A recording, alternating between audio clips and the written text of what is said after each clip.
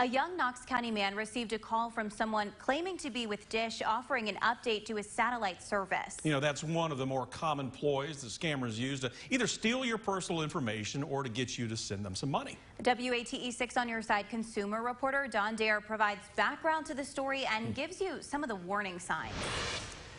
That's right, Elizabeth. We found similar stories on the internet explaining how scammers call claiming they're from Dish.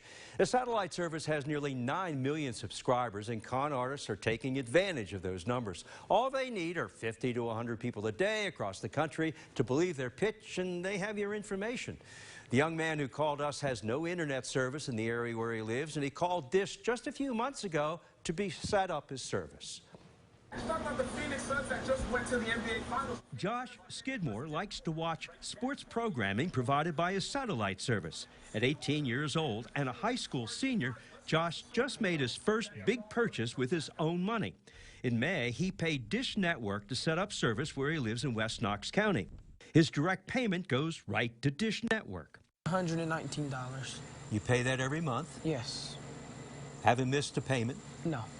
Josh says last week he received 3 calls from a person claiming he was with Dish. They asked me for my security code and my address where I had my Dish satellite set up at. You'd think they'd already have your security code and would know your address. Yes. Did you ask them why they needed that information? Yes, I did. And they said they needed it for some type of important update. An important update? Were they specific? No, they just said an important update. And at that point, you said to them what? I told them, why do you need it? Why do you need it? And eventually I said, I'm not giving it to you because I know you guys are scammers. He called the number that appeared on his caller ID. Thank you for calling in regards to Dish account. While the person claimed to be from Dish, Josh knew better. This is not the Dish number that I get called off of. I have Dish numbers in my phone, so when it comes up, it pops up Dish. This is Kathy on the recorded line. How can I help you?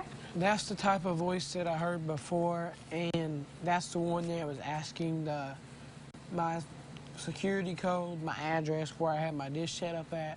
Dish says it never calls its customers asking for personal information. Dish says the only types of call it makes to customers are automated ones. For example, a reminder you need to pay your bill.